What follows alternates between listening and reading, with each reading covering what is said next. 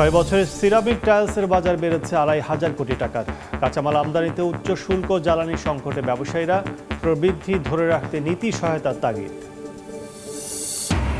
স্থবির চুয়াডাঙ্গার দর্শনা রেলইয়ার্ড, ডলার সংকট, রাজনৈতিক অস্থিরতায় দ্বিপাক্ষিক বাণিজ্যে নেতিবাচক প্রভাব।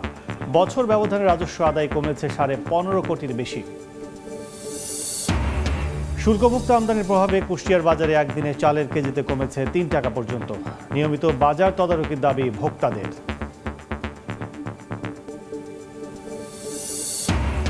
অর্থনৈতিকভাবে পিছিয়ে পড়ছে শিল্পনগরী খুলনা। থমকে আছে ইকোনমিক জোন প্রকল্প, বন্ধ হচ্ছে একের পর এক শিল্প প্রতিষ্ঠান। স্থবিরতা কাটিয়ে ওঠার আশ্বাস। এবং দিনকে দিন জটিল হচ্ছে ভারত মার্কিন সম্পর্ক। দিল্লির ওপর 2 দফা শুল্কারোপের হুঁশিয়ারি ওয়াশিংটনের। পাকিস্তানের দিকে ঝুঁকছেন ট্রাম্প। বিকল্প বাজারের খোঁজে মোদি সরকার।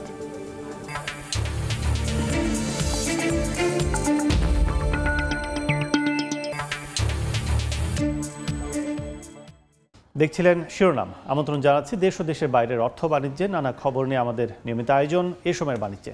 আপনাদের সঙ্গে আছে আমি কাজল আব্দুল্লাহ। শুরুতেই 21শে আগস্ট গ্রেনেড হামলা মামলার রায় প্রসঙ্গ। 21শে আগস্ট গ্রেনেড হামলা মামলায় তারেক রহমান, লুৎফুজ্জামান বাবর সহ সব আসামির খালাসের রায় বহাল রেখেছেন আপিল বিভাগ। এই মুহূর্তে হাইকোর্টে আছেন আফজাল হোসেন। বিস্তারিত জানতে সরাসরি চলে যাচ্ছে তার কাছে।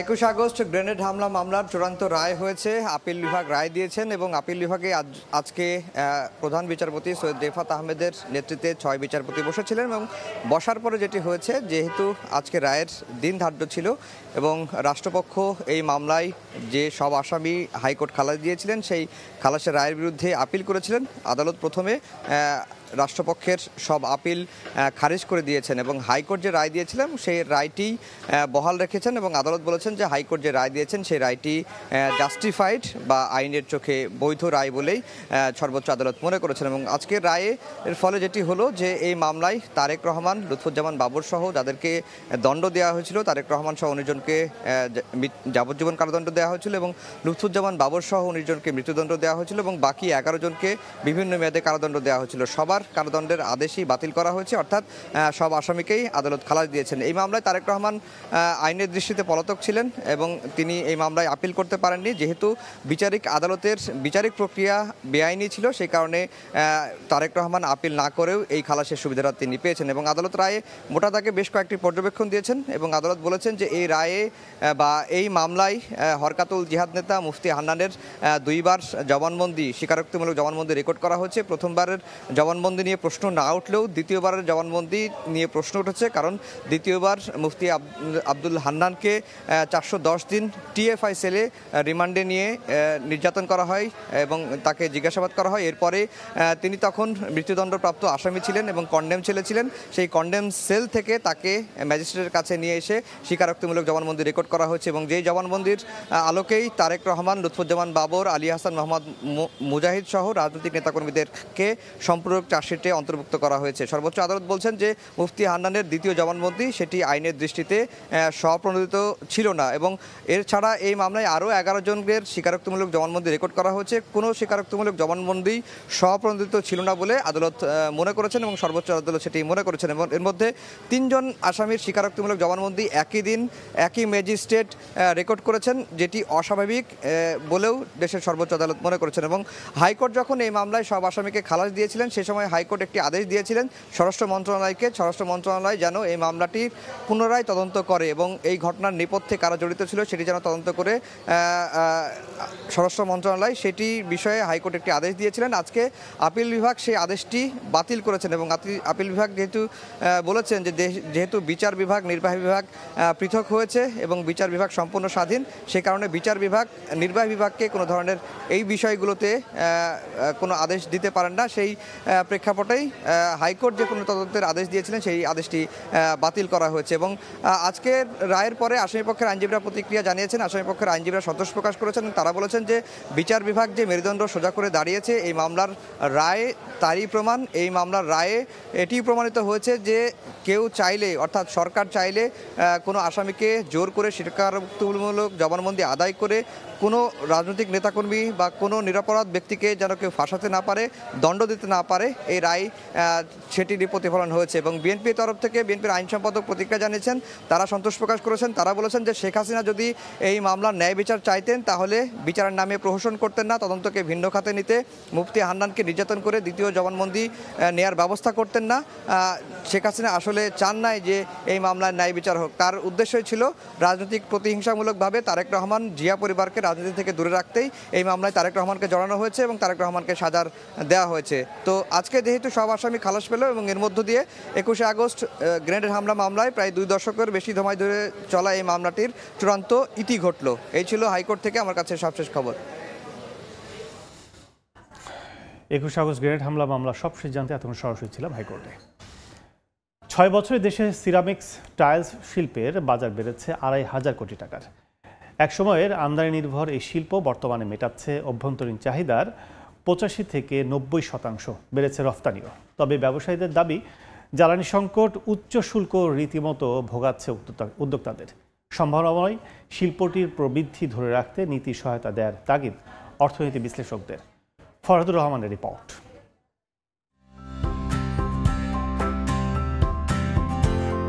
একটা সময় ছিল যখন বাসাবাড়িতে সিঁড়ি কিংবা মেঝেতে ব্যবহার করা হতো মোজাইক পাথর। বদলে গেছে সময়, ডিজাইনের বৈচিত্র্য, ব্যবহারকারীর রুচিতে এসেছে ব্যাপক পরিবর্তন। মোজাইকের জায়গা দখল করেছে সিরামিক্সের টাইলস। 2002-এর পরের থেকে ম্যাসিভ ডেভেলপমেন্ট হয়েছে এবং এটা এখন এমন একটা স্টেজে আসছে, we can fight with the imported tiles. 70-75টা হচ্ছে লোকাল টাইল আর 20-25টা হচ্ছে ফরেন টাইলসগুলো চলে। আমার বাসায় মোজাইকও আছে, সিঁড়িতে মোজাইক, কিন্তু দেখলাম যে মোজাইকের কালারটা কেমন যেন আস্তে আস্তে ফেড হয়ে যাচ্ছে। রুচির কিছু ব্যাপার আছে, আগের মানুষ অত ছিল না, আপডেট ছিল না এরকম। এখনকার যে সময়টা চলতেছে ওই হিসাবে মানুষে এগুলো ইউজ বেশি করতেছে।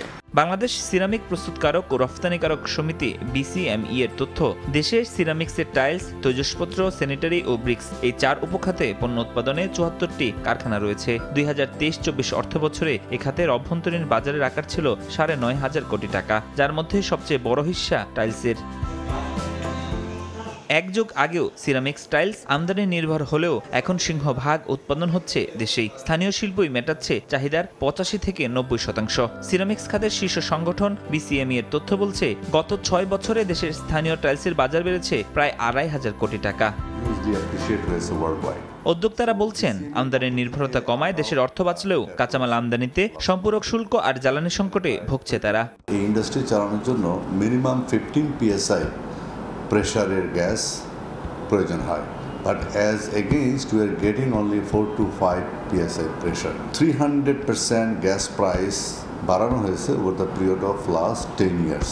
15% supplementary duty, 15% VAT on sales level and import level 26%।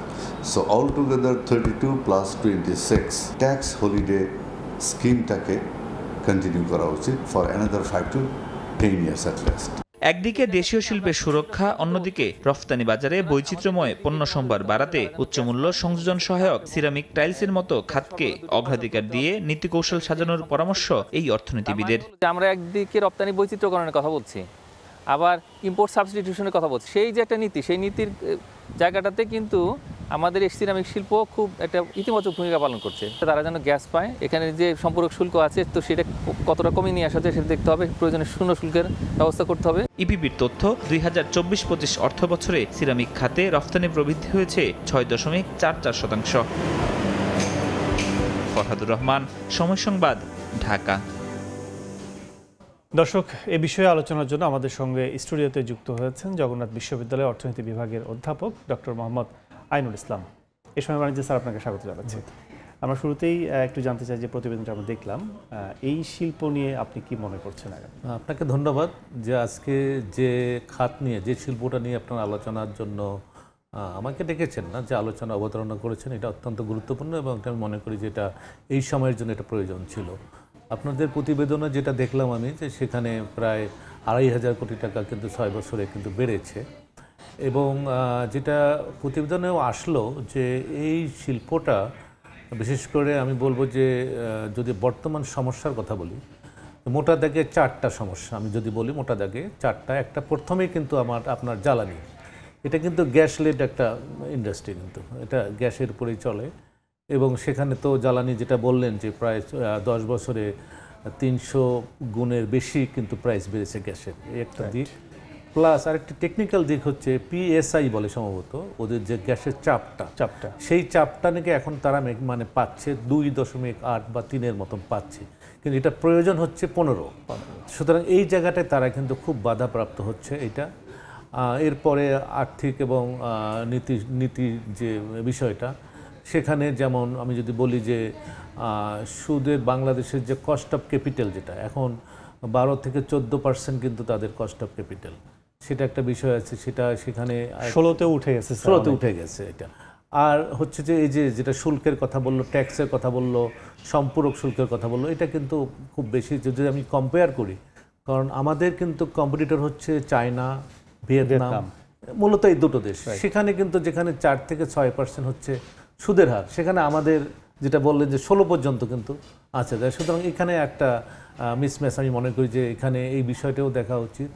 এবং যেটি হলো যে আমরা সবসময় যেটা বলতেছি যে রপ্তানিতে বৈচিত্র্য নিয়ে আসব, তাহলে এই একটা খাত, যে খাতটা এখন পর্যন্ত যেটা বললো যে আমাদের দেশেই হচ্ছে 85 থেকে 90% চাহিদা মিটিয়ে কিন্তু চাহিদা মেটানো হয়, রপ্তানি করছে বাইরে। হ্যাঁ, এবং এই রপ্তানিটা তো বাড়ানো যায়। এবং দেখুন ওয়ার্ল্ড মার্কেটে এইটার হিসাব প্রায় $350 বিলিয়ন একটা মার্কেট, সেখানে বাংলাদেশের হিস্সা হলো 0.01% মাত্র।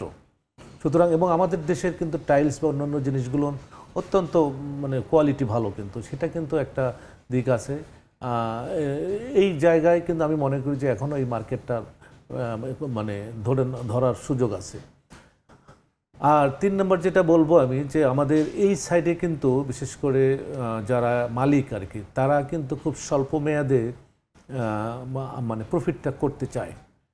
প্লাস এটার নিয়ে গবেষণা তেমন হয়নি, কারণ বাইরে যেমন চায়নার কথা বলি, তাও সেখানে 10 থেকে 12% তারা কিন্তু প্রাইস কমিয়ে আনছে উন্নত প্রযুক্তি দিয়ে, ঠিক আছে, কিন্তু বাংলাদেশে সেটা নাই। কিন্তু এখন যে বিশেষ করে আপনার ট্রাম্পের যে শুল্ক নীতির ফলে আমরা যে জায়গাগুলোতে আমরা বাধাপ্রাপ্ত হব, সেটার জন্য অন্যতম প্রয়োজন হচ্ছে যে আমাদের উৎপাদন খরচটা কিন্তু কমাতে হবে। সেই উৎপাদন খরচটা আমরা যদি এই চায়না, ভিয়েতনাম, ইভেন ইন্ডিয়া তাদের দিকেও তাকাই, সেখানে কিন্তু উৎপাদন খরচটা কম। তো আমাদের এটা গেল ধরুন 3 নম্বর। আর একটা হচ্ছে যে আমাদের বৈদেশিক যেটা বললাম যে আমাদের মাত্র 0.1% হলো মার্কেট, আমরা আমাদের হিস্সা সে জায়গাও বাড়ানোর একটা সুযোগ আছে। সব দিক থেকে যে আগামী 30 সাল পর্যন্ত আমাদের বিশেষ করে এটার ডিমান্ড কিন্তু বাড়বে আরও, কারণ সেই যে ইপিজেড থেকে শুরু করে বিভিন্ন জায়গায় কিন্তু ইন্ডাস্ট্রি হচ্ছে। আরেকটি কথা বলি আমি, যে এই টাইলসের, বিশেষ করে টাইলস না, এই সিরামিকের পণ্যগুলো কিন্তু রিয়েল এস্টেট যে বিজনেসটা আছে, সেই রিয়েল এস্টেট বিজনেসগুলো এটার কিন্তু চাহিদাটা পূরণ করে।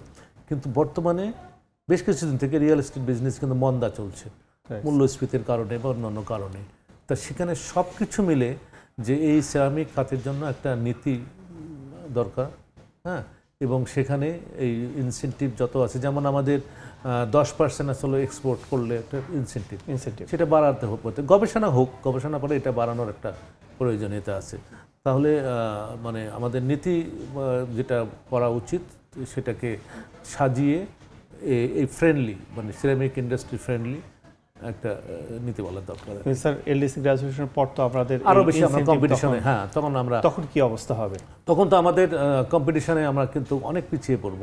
সেদিক থেকে এখনই এটাকে যেটা বললাম যে চায়না, ভিয়েতনাম যেভাবে করছে আর কি, তারা একেবারে উন্নত প্রযুক্তি দিয়ে তারা কিন্তু এটা উৎপাদন খরচটা একবারে কমিয়ে আনছে। তাহলে আমরা যদি উৎপাদন খরচ কমাতে পারি, তাহলে কিন্তু আমরা বিশ্ব মার্কেটে কিন্তু আমরা দাঁড়িয়ে থাকতে পারবো। জ্বালানি সংকটে অনেক কোম্পানি বন্ধ হয়ে যাচ্ছে, সেক্ষেত্রে এই কোম্পানি কিংবা এই খাতকে, এই শিল্পকে এগিয়ে নেওয়া যদি যেত, তাহলে তো কর্মসংস্থানও বাড়ত।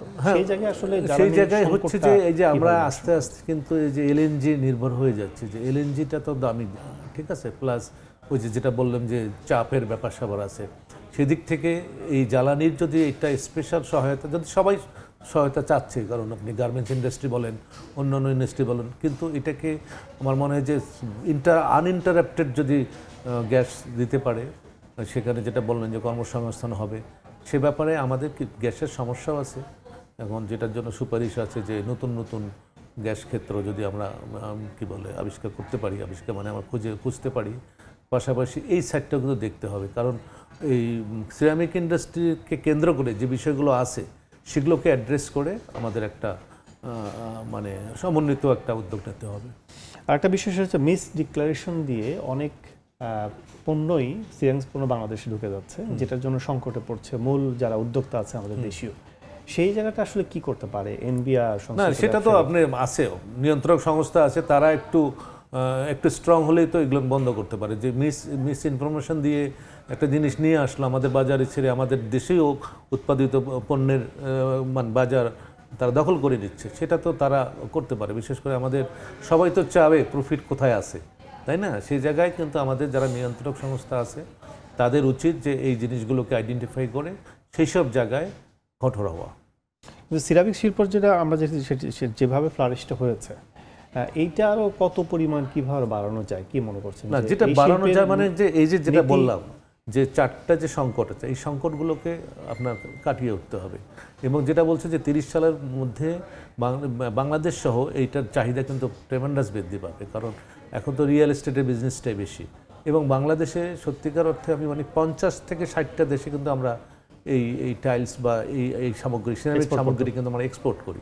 তাহলে যেহেতু একটা সুযোগ আছে, কিন্তু আমরা হোয়াই নট 100 কান্ট্রি, ঠিক আছে? তাহলে ওই সমস্যাগুলো এই বিশেষ করে অংশীজন যারা আছে সিরামিক ইন্ডাস্ট্রির সঙ্গে, যারা এক্সপোর্টারের সঙ্গে বসে তাদের মানে আমাদের বলতে গেলে যে একটা মানে নীতিমালা তৈরি করা উচিত। করলে আমার মনে হয় যে আমরা যে সংকটের মধ্যে আছি, বলবো আমি, যে শুধু এইটা খাত না, বিভিন্ন খাত রপ্তানি কেন্দ্রিক, সে জায়গায় আমরা কিন্তু এই সিরামিক ইন্ডাস্ট্রি একটা ভূমিকা রাখতে পারি। আরেকটা বিষয়, ভোক্তাদের কাছ থেকে অনেক আসে যারা গ্রাহক এই সিরামিক্স কিংবা টাইলসে যেটাই বলি, তারা বলছে যে নীতিমালা না থাকার কারণে কিংবা কোনোভাবে মানে এদিক ওদিক হওয়ার কারণে, সঠিকভাবে যে গাইডলাইন সেটা না থাকার কারণে প্রাইসটা অনেক হাই তুলনামূলক অন্যান্য দেশের তুলনায়। সেই জায়গা থেকেই এই অনিয়ম করার একটা সুযোগ নেয় সুযোগ সন্ধানীরা।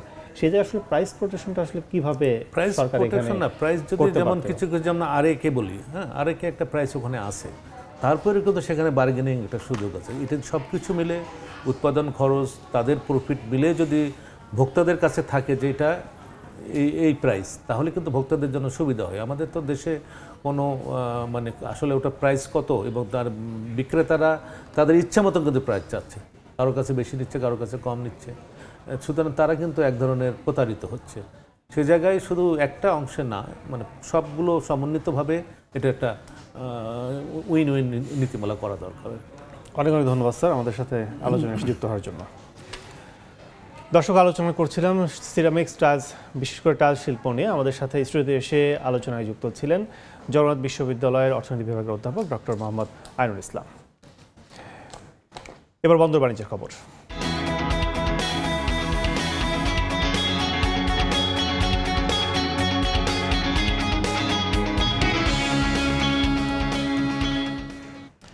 রাজনৈতিক পট পরিবর্তন, ডলার সংকট সহ নানা কারণে ভারত থেকে চুয়াডাঙ্গার দর্শনা রেলপথ দিয়ে কমেছে পণ্য আমদানি। স্থবির হয়ে পড়েছে দর্শনা রেল ইয়ার্ড। কাজ না থাকায় বিপাকে শ্রমিক পরিবহন ব্যবসায়ী সহ সংশ্লিষ্টরা। বছর ব্যবধানে সরকারের রাজস্ব কমেছে 15.5 কোটি টাকার বেশি। চুয়াডাঙ্গার প্রতিনিধি মাহফুজ মামুনের তথ্য ও ছবি নিয়ে রিপোর্ট। সময় ও খরচ সাশ্রয়ী হওয়ায় ভারত থেকে চুয়াডাঙ্গার দর্শনা আন্তর্জাতিক রেলপথ দিয়ে ভুট্টা, পাথর, পেঁয়াজ, চায়না ক্লে, ফ্লাই অ্যাশ ও জিপসাম সহ বিভিন্ন পণ্য আমদানি করেন ব্যবসায়ীরা। ওয়াগন থেকে পণ্য খালাসে ব্যস্ত সময় পার করে শ্রমিকরা। তবে 5 আগস্টের পর পাল্টে গেছে সেই চিত্র। সংশ্লিষ্টরা বলছেন, সরকার পরিবর্তন, ডলার সংকট সহ নানা কারণে এই পথে কমেছে পণ্য আমদানি। 2023-24 অর্থ বছরে 9,749 ওয়াগনে 5,76,559 মেট্রিক টন পণ্য আমদানি হয়, যা থেকে সরকার রাজস্ব পায় 26,94 লাখ টাকা। তবে বিদায়ী অর্থ বছরে 4,486 ওয়াগনে পণ্য এসেছে 2,92,101 মেট্রিক টন। রাজস্ব আয় কমে দাঁড়ায় 11,40 লাখ টাকায়। বর্তমানে এমন একটা পর্যায়ে চলে আসছে, শূন্যের কোটায় চলে আসছে দর্শনা রেলপোর্টের আমদানি। আমরা চলতে পারছি না, আমরা ধরেন খাতে পারছি না, এরকম অবস্থায় আমরা বসবাস করছি। এই পোর্টটা যদি আমাদের অ্যাভেলেবল চালু হতো, তাহলে সবাই খেয়ে পরে বাঁচতে পারত। বর্তমানে এই রেলপথে ফ্লাই অ্যাশ ও সয়াবিনের ভুসি আসছে জানালেন এই কর্মকর্তা। 23-24 অর্থ বছরের তুলনায় 2024-25 অর্থ বছরে আমদানিকারকরা ভারত হতে দর্শনা আন্তর্জাতিক স্টেশন দিয়ে অনেক কম মালামাল আমদানি করেন, যার কারণে লক্ষ্যমাত্রার চেয়ে আমাদের অনেক কম রাজস্ব আয় হয়। পণ্য আমদানি কমায় পড়ে থেকে নষ্ট হচ্ছে বিভিন্ন যন্ত্রপাতি। সময় সংবাদ, চুয়াডাঙ্গা।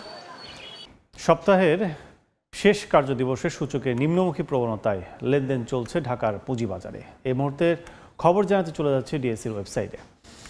আপনি যদি একটু ডিএসসির আজকের বাজার, সেটি কিন্তু মিশ্র প্রবণতা এখন দেখছি। সেটি হচ্ছে যে 8 পয়েন্ট বেড়েছে ডিএসসির প্রধান সূচক ডিএসসি এক্স অবস্থান করছে 5639 পয়েন্টে।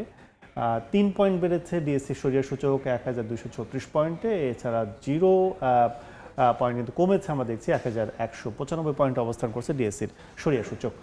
এছাড়া এর সাথে যদি আমরা গতকাল যদি একটু দেখতে চাই, সেটি কিন্তু প্রায় বলা চলে যে প্রধান সূচক কিন্তু ঊর্ধ্বমুখী প্রবণতা কিন্তু লেনদেন শেষ করে। আর আজকে এখন পর্যন্ত শেয়ার লেনদেন হয়েছে 1,12,882টি, যার বাজার মূল্য 466,21,00,00,000 টাকা প্রায়। 260টি প্রতিষ্ঠানের শেয়ার দর ঊর্ধ্বমুখী প্রবণতায় চলছে এবং 96টি প্রতিষ্ঠানের নিম্নমুখী এবং 86টি প্রতিষ্ঠানের অপরিবর্তিত অবস্থায় রয়েছে শেয়ারের দর। শীর্ষ 20টি যে প্রতিষ্ঠান রয়েছে এর মধ্যে বরাবরই আমরা আজকেও সেটি জানাতে চাই যে শীর্ষ 20টি প্রতিষ্ঠানের মধ্যে প্রথমে আমরা দেখছি ব্যাংকিং প্রতিষ্ঠান সিটি ব্যাংক। সিটি ব্যাংকের আজকে শেয়ারের মূল্য দেখছি 27 টাকা 20 পয়সা তাদের সবশেষ লেনদেন চলছে। সর্বোচ্চ ছিল 27 টাকা 60 পয়সা, অর্থাৎ 40 পয়সা কমে কিন্তু প্রতিটি শেয়ার হাত বদল হচ্ছে আজকে। সর্বনিম্ন ছিল 26 টাকা 90 পয়সা। অগ্নি সিস্টেমস লিমিটেড 2 নম্বর অবস্থান রয়েছে। প্রতিষ্ঠানটি 30 টাকা 30 পয়সায় প্রতিটি শেয়ার হাত বদল করছে, যার সর্বোচ্চ মূল্য ছিল 30 টাকা 50 পয়সা, সর্বনিম্ন দেখছি আমরা 27 টাকা 80 পয়সা। এছাড়া আইটি কোম্পানি রয়েছে একটি, সেটি কিন্তু আমরা দেখছি 3 নম্বর অবস্থানে 50 টাকা প্রতিটি শেয়ার বিক্রি হচ্ছে। সোনালী পেপার প্রতিষ্ঠানে 304 টাকা 90 পয়সায় বিক্রি করছে প্রতি শেয়ার এবং আইপিডিসি 21 টাকা 20 পয়সায় অবস্থান করছে, যার সর্বোচ্চ মূল্য 21 টাকা 70 পয়সা। তো সব মিলে বলা চলে যে শেষ কার্যদিবস। শরিয়া ভিত্তিক 5 ব্যাংক একীভূতকরণ প্রক্রিয়ার শুনানিতে আজ নিজেদের অবস্থান তুলে ধরতে বাংলাদেশ ব্যাংকে এসেছে গ্লোবাল ইসলামী ব্যাংক পর্ষদ। সেখানে আছেন সহকর্মী সিলিয়া সুলতানা। বিস্তারিত জানতে চলে যাচ্ছে তার কাছে। শরিয়া ব্যাংকের যে সর্বশেষ শুনানি সেটির আজকে তৃতীয় দিন এবং বলা হচ্ছে যে সবগুলো ব্যাংকেরই আজ পর্যন্ত শুনানি সম্পন্ন হয়ে যাবে। বিকেলে হয়তো সোশ্যাল ইসলামী ব্যাংকের শুনানি অনুষ্ঠিত হবে, সেটির জন্য সময় তাদেরকে দেওয়া হয়েছে। সেটি অনুষ্ঠিত হলে 5টি ব্যাংকের শুনানি কিন্তু সম্পন্ন হলো। এই সকালবেলায় কিন্তু আজকে সকালে আমরা দেখেছি গ্লোবাল ইসলামী ব্যাংক তাদের যে পরিচালনা পর্ষদ তারা এসে বাংলাদেশ ব্যাংকে উপস্থিত হয়েছেন এবং 11টা থেকে অনুষ্ঠিত হওয়ার কথা রয়েছে। এবং এখানে গভর্নর যিনি আছেন ডক্টর হাসানাইস মনসুর, তিনি অনলাইনে যুক্ত হবেন এবং অন্যান্য যে 4 গভর্নর রয়েছে, ডেপুটি গভর্নর, তারা এই বৈঠকে থাকবেন। যদি গ্লোবাল ইসলামী ব্যাংকের বিষয়টি বলতে হয়, এই ব্যাংকটিতে বলা হয়ে থাকে যে বিশেষ করে চট্টগ্রামের খাতুনগঞ্জকে কেন্দ্র করে খেলাপি ঋণের যে সবচেয়ে বড় অংশটি সেখানে আসলে হয়েছে। সে জায়গাটিতে প্রায় 85% যে ঋণ রয়েছে সেটি এসআলম এর নিয়ন্ত্রণাধীন বিভিন্ন প্রতিষ্ঠান বা বলা যেতে পারে নামে বেনামে এই প্রতিষ্ঠানটি থেকে, এই ব্যাংকটি থেকে, খাতুনগঞ্জের শাখা থেকে নেওয়া হয়েছে এবং সেখান থেকে আসলে শেষ পর্যন্ত বেশিরভাগ অংশই কিন্তু তারা আর তুলে আনতে পারেননি। এটি একটি মাত্র ব্যাংক যেখানে দেখা গেছে যে 85% ঋণের অংশ নিয়েছে। যদি আপনাদেরকে বলে থাকি এর মধ্যে ইউনিয়ন ব্যাংক, তারা কিন্তু জানিয়েছে 28,000 কোটি টাকা নিয়েছে এসআলম এবং অন্যদিকে ফার্স্ট সিকিউরিটি কিন্তু একই তথ্য দিয়েছে, তাদের অঙ্কটি 38,000 কোটি টাকা। মূলত খাতুনগঞ্জকে ঘিরে এই পুরো গ্লোবাল ইসলামী ব্যাংকটি আসলে লোপাট করা হয়েছে, এটি এখন পর্যন্ত তথ্য। যদি আপনাদেরকে জানাতে হয় যে ব্যাংকটির এই মুহূর্তে যদিও 85% যেটি বলা হচ্ছে সেটি গত বছরের তথ্য, এই বছরের গত মে মাসে যে তথ্য প্রকাশ করা হয়েছে সেটি হচ্ছে এই ব্যাংকটির 95% পর্যন্ত খেলাপি ঋণ রয়েছে। এই অবস্থায় আসলে তারা তাদের বক্তব্য পেশ করবেন আজকের মতো এবং সেখানে মার্জারের বিষয়ে তাদের পক্ষ বা বিপক্ষের যে অবস্থান সেটি যুক্তিসঙ্গতভাবে তুলে ধরলেই পরবর্তী যে ভাগ্য নির্ধারণ সেটি আসলে নিশ্চিত হবে। এই ছিল মূলত আমার কাছে এখন পর্যন্ত বাংলাদেশ ব্যাংকে আজকে সর্বশেষ। শরিয়া ভিত্তিক ব্যাংকগুলোর মার্জার ইস্যু নিয়ে শুনানি সবশেষ জানতে এতক্ষণ সরাসরি ছিলাম বাংলাদেশ ব্যাংকে। কুষ্টিয়ার খাজানগর চালের মোকামে চাল আমদানির প্রভাবে দাম কমেছে কেজি প্রতি 2 থেকে 3 টাকা পর্যন্ত। এই মুহূর্তে খাজানগর চালের মোকামে আছেন রিপোর্টার SM রাশেদ। বিস্তারিত জানতে সরাসরি যাচ্ছে তার কাছে। শুল্কমুক্ত সরকারি যে চাল আমদানির ঘোষণার পর থেকেই কুষ্টিয়া খাজানগরে চালের মোকামে কমতে শুরু করেছে চালের দাম। ইতিমধ্যেই কিন্তু কেজি প্রতি কমেছে 2 থেকে 3 টাকা। বিভিন্ন প্রকারভেদে চালের দাম আরও কমতে পারে বলে জানিয়েছেন এখানকার মিল মালিক যারা আছে। তবে মিল মালিকের যে বিষয়টা দাবি করছে যে যেভাবে সরকার এই মিল মালিকগুলো তদারকি করে, ঠিক তেমনই যদি আমদানিকারক যারা আছে তাদেরও যদি তদারকি করে তাহলে তারা হয়তো কিছুটা লসের থেকে রক্ষা পাবে বলে আমাদেরকে জানিয়েছেন মিল মালিকরা। তবে এখানে যারা আমদানিকারক যারা আছে তারা যাতে কোনোভাবেই আমদানিকৃত চাল যাতে নিজেদের ব্র্যান্ডের অন্য জায়গায় বিক্রি করতে না পারে সেই বিষয়ে আসলে তদারকির দাবি জানিয়েছে কুষ্টিয়ার মিল মালিকেরা। তবে প্রান্তিক পর্যায়ের ভোক্তা যারা আছে তারা মধ্যে যে দাবিটি করছে, যেহেতু সরকারিভাবে চালের আমদানির পরে কিন্তু কেজি প্রতি কমেছে 2 থেকে 3 টাকা, এটা যাতে ধারাবাহিকভাবে বজায় থাকে সেই বিষয়ে দাবি জানিয়েছে প্রান্তিক পর্যায়ের ভোক্তারা। তবে যারা খুচরা বাজারে যারা চাল ইতিমধ্যে যারা সংগ্রহ করেছে তারাও দাবি করছে যাতে কোনোভাবে আমদানি করা চাল যাতে কেউ কোনো মিল মালিক যাতে গোডাউন জাত না করতে পারে এবং সংগ্রহে না রাখতে পারে, যাতে বাজারে ছেড়ে দেয় সেই বিষয়টি আসলে প্রশাসনকে প্রতি নজর রাখার দাবি জানিয়েছেন খুচরা যারা ব্যবসায়ী যারা আছে। এবং এখানে যারা বিশেষ করে খাদ্য বিভাগের সাথে আমি কথা বলেছি, কুষ্টিয়া খাদ্য বিভাগ আমাদেরকে জানিয়েছেন এখানে প্রায় 3 জন আমদানিকারকও রয়েছে। তাদের বিষয়ে তারা আসলে নিয়মিত নজরদারি রাখছে যাতে কোনোভাবে আমদানিকৃত চাল যাতে নিজেদের ব্র্যান্ডে মরুকজাত করে যাতে বাজারে ছাড়তে না পারে সেই বিষয়ে তারা আসলে তদারকি করবে বলে আমাদেরকে জানিয়েছেন কুষ্টিয়া জেলার খাদ্য বিভাগ থেকে। এবং তারা জানিয়েছেন এবং যে এখানে যে গোডাউনগুলো রয়েছে সেই গোডাউনগুলো যাতে ফুড গ্রেন লাইসেন্স অনুসারে তারা যাতে ধান এবং চাল সংগ্রহণ করতে পারে সেই বিষয়ে তারা আসলে নজরদারি রাখবে বলে আমাদেরকে জানিয়েছেন। তবে আজকে কিন্তু কুষ্টিয়া চালের বাজারে মিনিকেট চাল 92 টাকা থেকে কমে 88 টাকা বিক্রি হয়েছে। তো কুষ্টিয়ার চালের বাজার নিয়ে এই ছিল আমার কাছে সর্বশেষ। চালের বাজারের খবর জানতে এতক্ষণ সরাসরি ছিলাম কুষ্টিয়ায়।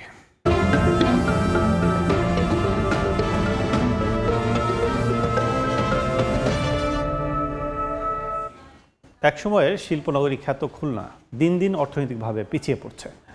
বন্ধ হয়েছে একের পর এক শিল্প প্রতিষ্ঠান, থমকে আছে ইকোনমিক জোন, বিমানবন্দর ও সেতু সহ নানা উন্নয়ন প্রকল্প। কাঙ্ক্ষিত বিনিয়োগ কর্মসংস্থান না হওয়ায় ক্ষোভ বাড়ছে বাসিন্দাদের। যদিও প্রশাসন বলছে স্থবির প্রকল্পগুলো চালু করতে উদ্যোগ নেওয়া হচ্ছে। নিয়ামুল হোসেন কোচির তোলা ছবিতে আব্দুল আল মামুন রুবেলের রিপোর্ট।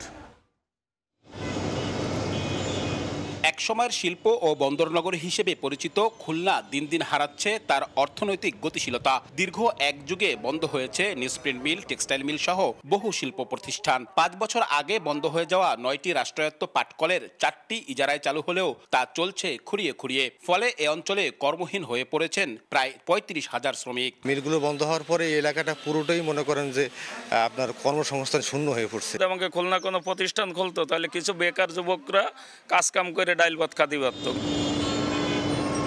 পরিসংখ্যান ব্যুরোর তথ্য অনুযায়ী খুলনায় কর্মসংস্থান আছে মাত্র 42% মানুষের। অর্থনৈতিক গতিশীলতা ফেরাতে কর্মসংস্থান সৃষ্টির বিকল্প নেই বলছেন বিশেষজ্ঞরা। বড় যেটা চ্যালেঞ্জের জায়গা সেটা হচ্ছে খুলনার মধ্যে অভ্যন্তরীণ যে যাতায়াত বা যোগাযোগ ব্যবস্থা, এটা কিন্তু বড় ধরনের উইকনেস রয়ে গেছে। যদি ডেভেলপ করতে হয় প্রয়োজনীয় ইনফ্রাস্ট্রাকচার তৈরি করতে হবে, বিনিয়োগকারীদের আকৃষ্ট করতে হবে। যদিও এ অঞ্চলে শিল্প ও বিনিয়োগ বাড়াতে নানা প্রকল্প নেওয়া হলেও বছরের পর বছর তা স্থবির হয়ে আছে। 2017 সালে ইকোনমিক জোনের উদ্যোগ হলেও স্থান নির্ধারণ জটিলতায় তা আলোর মুখ দেখেনি। ফলে ভোলা থেকে খুলনায় গ্যাস সরবরাহ প্রকল্প পিছিয়েছে। যদিও প্রশাসনের দাবি প্রকল্পগুলো নতুন করে চালু করতে উদ্যোগ নেওয়া হয়েছে। দক্ষ জনবল সৃষ্টিতে যে সমস্ত প্রকল্প নেওয়া দরকার সরকার কিন্তু সেই প্রকল্পগুলো নিচ্ছে এবং বাস্তবায়ন প্রক্রিয়াধীন রয়েছে। 4,394 বর্গ কিলোমিটারের এই খুলনায় মোট জনসংখ্যা 26 লাখেরও বেশি। আব্দুল্লাহ আল মামুন রুবেল, সময় সংবাদ, খুলনা। সার সংকটে বিপাকে পড়েছেন মেহেরপুরের কৃষকরা। চাহিদার তুলনায় মিলছে সিকি ভাগ, তাও আবার বস্তাপ্রতি 500 টাকা পর্যন্ত বাড়তি দরে কিনতে হচ্ছে কৃষকদের। যদিও বাড়তি দামের অভিযোগ না করছেন ডিলাররা। দ্রুত সংকট সমাধানের আশ্বাস দিয়েছে স্থানীয় কৃষি বিভাগ। বেনিয়ামিনের তথ্য ও ছবিতে রিপোর্ট। মেহেরপুর সদর উপজেলার ঝাজা গ্রামের কৃষক আসাদুল হক নিজের 2 বিঘা জমিতে ধান চাষের জন্য পটাশ কিনতে গিয়ে পেয়েছেন চাহিদার সিকি ভাগ। প্রত্যেকটা গোডাউনে সার লোড করা আছে, কিন্তু এরা দাম বাড়ি সার বিক্রি করছে ব্ল্যাকে। শুধু আসাদুল নয়, সার পেতে হিমশিম খাচ্ছে অন্য কৃষকরাও। তার উপর মানা হচ্ছে না সরকার নির্ধারিত দরও। কৃষকদের অভিযোগ, টিএসপি, ডিএপি ও এমওপি সহ অন্যান্য সার প্রতি বস্তায় 200 থেকে 500 টাকা বাড়তি দিয়ে কিনতে হচ্ছে। এতে বাড়বে উৎপাদন খরচ। যে পরিমাণ সার প্রয়োজন সেরকম সার আমরা পাচ্ছি না। 500 টাকা বস্তায় পাওয়া যাচ্ছে না, তাহলে কোনটাই কিনবো বলেন? আগে নিতাম 700 টাকায় আমার সার হতো, সে সারটা এখন আপনার 1350 টাকা লাগে। চাহিদার তুলনায় বরাদ্দ কম থাকায় সারের সংকট দেখা দিয়েছে বলে দাবি ডিলারদের। কিছু কিছু সার ব্যবসায়িক আছে, তারা বেশি টাকা দিয়ে কিনে নিয়ে আসে, বেশি টাকা দিয়ে বেচে। 50%ও আমরা পাইনি, 50% তারও কম পাই, যার জন্য আমরা পূরণ করতে পারি। আর আমরা আমাদের যেটা এনে দেবে আমরা সেটা বিতরণ করি। তবে কৃষি বিভাগ বলছে সারের পর্যাপ্ত মজুদ রয়েছে। কৃষকদের অভিযোগের প্রেক্ষিতে ব্যবস্থা নেওয়ার আশ্বাস দিলেন এই কর্মকর্তা। অভিযোগ পাই অবশ্যই উপজেলা প্রশাসন আছে, জেলা প্রশাসন, তাদের মাধ্যমে মোবাইল কোড করে শাস্তি জানানো হবে। কৃষি বিভাগের তথ্য মতে মেহেরপুরে এবার টিএসপি ও ডিএপি সারের চাহিদা ধরা হয়েছে 31,660 মেট্রিক টন। বেনয়ামিন, সময় সংবাদ, মেহেরপুর।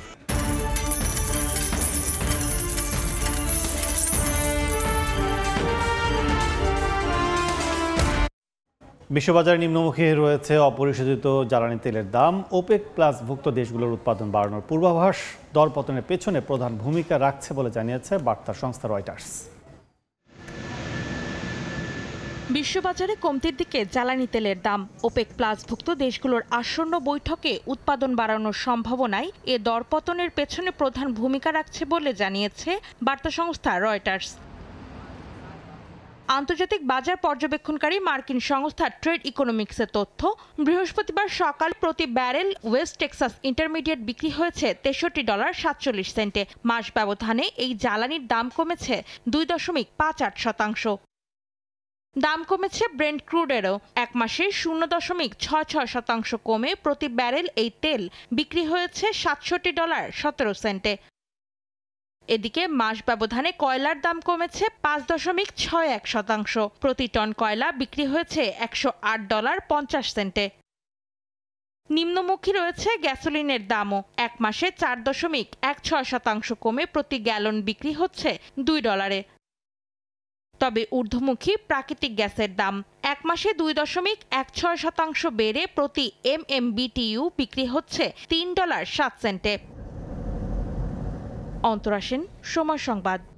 বাণিজ্যকে কেন্দ্র করে দিনকে দিন জটিল হচ্ছে যুক্তরাষ্ট্র ভারত সম্পর্ক। এর মধ্যে ট্রাম্প পারিবারিক ব্যবসার স্বার্থেই ভারতের সঙ্গে সম্পর্ক নষ্ট করে পাকিস্তানের দিকে ঝুঁকছেন বলে দাবি করেছেন যুক্তরাষ্ট্রের সাবেক জাতীয় নিরাপত্তা উপদেষ্টা। যুক্তরাষ্ট্রের সঙ্গে বাণিজ্যিক বৈরিতার মধ্যে ভারতের প্রধানমন্ত্রী নরেন্দ্র মোদীর চীন সফর বিশ্ব রাজনীতিতে নতুন এক সমীকরণের সম্ভাবনা তৈরি করেছে। এদিকে ভারতের জন্য তেল আমদানিতে বিশেষ মূল্য ছাড় দিচ্ছে রাশিয়া। এর মধ্যেই মোদী সরকারের আবারও কড়া ভাষায় সমালোচনা করেছেন মার্কিন প্রেসিডেন্ট ডোনাল্ড ট্রাম্প। এক রেডিও সাক্ষাৎকারে তিনি অভিযোগ করেন, যুক্তরাষ্ট্র ভারতের সঙ্গে খুব সামান্য ব্যবসা করলেও নয়াদিল্লি বিশাল অঙ্কের রপ্তানি করছে ওয়াশিংটনে। এর আগে হোয়াইট হাউসের এক সংবাদ সম্মেলনে ভারতের ওপর দ্বিতীয় ও তৃতীয় ধাপে শুল্ক আরোপের ইঙ্গিত দেন তিনি। ট্রাম্পের শুল্কের চাপে বিকল্প ব্যবস্থা নিতে শুরু করেছে নয়াদিল্লি। স্থানীয় পণ্যের চাহিদা বাড়াতে এবং শুল্কের ধাক্কা সামলাতে দেশটির ছোট গাড়ি থেকে এয়ার কন্ডিশনার পর্যন্ত শত শত ভোক্তা পণ্যে কর কমিয়েছে।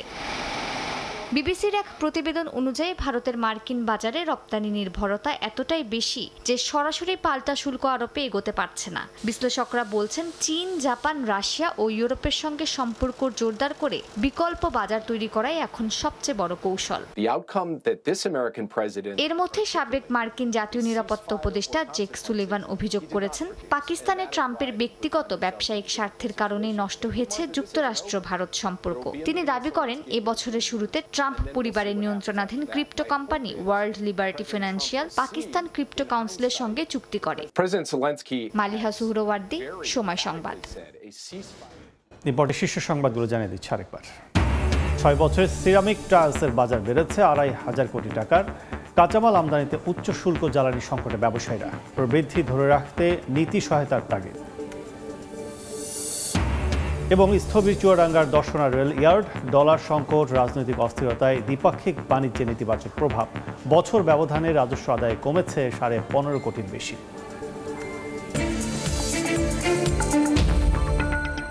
এই ছিল এই সময় বাণিজ্যে। সঙ্গে থাকুন সময়ের।